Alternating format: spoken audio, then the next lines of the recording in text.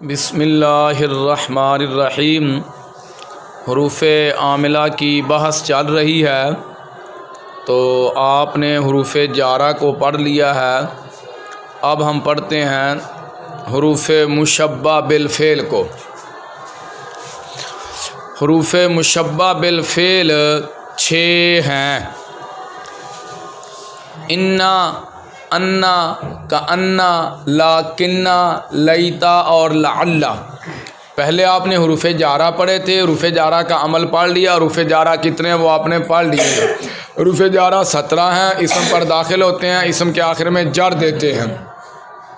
اور یہ دوسری قسم کون سی ہے؟ حروف مشبہ بالفعل۔ یہ کتنے ہیں؟ 6 ہیں: انا، انا، کانا، لاکنہ، لیتا اور لعل۔ یہ حروف مبتدا اور خبر پر داخل ہوتے ہیں۔ یہ حروف مبتدا اور خبر پر داخل ہوتے ہیں۔ مبتدا کو ان کا اسم اور خبر کو ان کی خبر کہتے ہیں۔ اب یہ عمل کیا کرتے ہیں؟ یہ حروف اپنے اسم کو نصب اور خبر کو رفع دیتے ہیں۔ اپنے اسم کو نصب اور جیسے انا زیدن قائمن، انا زیدن، انا جو ہے یہ حرف مشبہ بالفعل ہے، زیدن اس کا اسم ہے، زیدن اس کا، تو زید کی حالت کون سی ہے؟ نصبی۔ کون سی حالت ہے؟ اس کو نصب کس نے دیا؟ انا نے۔ انا عمل کیا کرتا ہے؟ اپنے اسم کو نصب دیتا ہے، خبر کو رفع دیتا ہے۔ انا زیدن قائمن، قائمن کی کون سی حالت ہے؟ رفعی حالت۔ کیوں ہے؟ یہ انا کی خبر ہے، انا کی اذان میں پڑھتے ہیں نا، اشہد ان محمدن، ایویں پڑھتے ہو نا، محمدن اگے کی پڑھتے ہو؟ رسول اللہ، اسی طرح پڑھتے ہو نا، ان محمدن، محمدن کی کون سی حالت ہے؟ نصبی حالت ہے۔ نصبی حالت کیوں ہے؟ انا کا اسم ہے، بولو رسول اللہ، لفظ رسول کی کون سی حالت ہے؟ اور رفعی حالت ہے۔ کون سی حالت ہے؟ رفعی حالت۔ کیوں ہے؟ یہ انا کی خبر ہے، اشہد ان محمدن۔ اسی طرح آگے پڑھتے ہو رسول اللہ، ٹھیک ہے۔ کلمے میں آتا ہے لا الہ الا اللہ محمدن، ایتھے نبی پاک سرکار دا نام مبارک مرفوع تے اذان وچ منصوب، ٹھیک ہے، یہ بھی بتاؤں گا آپ کو۔ بہرحال پتہ چل گیا حروف مشبہ بالفعل کیا عمل کرتے ہیں؟ اپنے اسم کو نصب دیتے ہیں اور خبر کو رفع دیتے ہیں۔ اچھا جی، ہم نے کہا جی حروف مشبہ بالفعل کتنے ہیں؟ 6 ہیں۔ اچھا، ان حروف کو فعل کے ساتھ کس طرح مشابہت ہے؟ مشبہ بالفعل ہے جنہوں نے فعل نال مشابہت ہوئے، جن کو فعل کے ساتھ تشبیہ دی گئی، انہوں 6 انا، انا، کانا، لاکنہ، لیتا، لعل، ان کو فعل کے ساتھ کیسے مشابہت ہے؟ ان کو فعل کے ساتھ 2 طرح مشابہت ہے۔ کتنی طرح؟ 2 طرح مشابہت ہے۔ لفظاً بھی مشابہت ہے فعل کے ساتھ، اور معنن بھی ان کو فعل کے ساتھ مشابہت ہے۔ بھائی لفظاً مشابہت کس طرح ہے؟ دیکھیے، انا، انا، لیتا، انا کے کتنے حرف ہیں؟ 3 ہے نا۔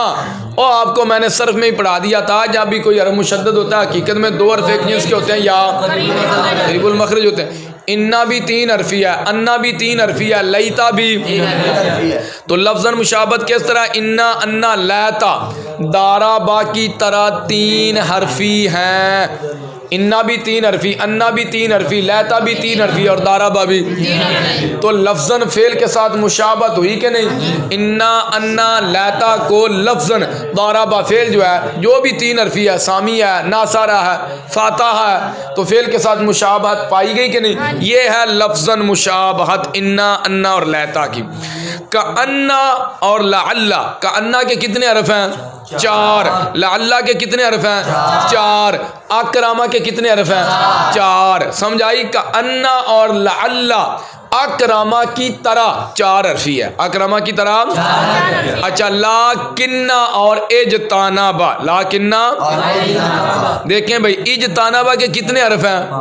5، تے لاکنہ دے کنے نے؟ 5 ہی اندے نے، اور نہیں سمجھ لگی جے تو لاکنہ کے 5 کون سے ہیں؟ لام، الف، کاف، کتنے ہو گیا؟ 3، اگے 2 نون، 3 تے 2 5 ہو گیا نا۔ تو لاکنہ جو ہے یہ اجتنبا کی طرح کتنے حرفی ہے؟ 5 حرفی ہے۔ اوے ہوگی لفظ مشابہت، انا، انا، لیتا، داربا کی طرح 3 حرفی ہے، 3 ہو گیا۔ آگے جی کأنہ اور اللہ، 3 تے 2 5، انہوں کے دینا مشابہت اکرما دے نال، سمجھا گی لفظ مشابہت، او بھی 4 حرفی تے اے بھی 4 حرفی۔ اگے جی لاکنہ، کیا؟ اے دے بھی 5 حرف تے اجتنبا دے بھی 5، ٹھیک ہے۔ یہ تھی لفظ مشابہت۔ اب دیکھو جی معنی مشابہت کس طرح ہے؟ انا اور انا حققتو کی طرح تحقیق کے معنی پر دلالت کرتے ہیں۔ اوے حققتو کا معنی میں نے تحقیق کی، میں نے اب انا اور انا یہ جو ہے حققتو کی طرح تحقیق کے معنی پر دلالت کرتے ہیں۔ انا زیدن قائمن، بے شک زید کھڑا ہے، تو تحقیق والا معنی اس میں پایا جا رہا ہے۔ انا اور انا حققتو کی طرح تحقیق کے معنی پر دلالت کرتے ہیں، اور کأنہ شبہتو کی طرح تشبیہ کے معنی پر دلالت کرتا ہے۔ کس معنی پر؟ لاکنہ استدرکتو کی طرح استدراک کے معنی پر دلالت کرتا ہے۔ اور لعل جو ہے، اور لعل ترجیح واسطے آندہ ہے کہ نہیں؟ ترجیتو کی طرح، لعل ترجیح کے معنی پر دلالت کرتا ہے۔ اور لیتا کادے واسطے آندہ ہے؟ تمنی واسطے، لیتا تمنیتو کی طرح، لیتا تمنیتو کی طرح تمنی کے معنی پر دلالت کرتا ہے۔ اور لعل ترجیتو کی طرح ترجیح کے معنی پر۔ اسی وجہ سے ان حروف کو فعل کے ساتھ مشابہت ہے۔ حروف مشبہ بالفعل کو فعل کے ساتھ لفظاً بھی مشابہت ہے اور معنی بھی مشابہت ہے، اس لیے ان حروف کو حروف مشبہ بالفعل کہا جاتا ہے۔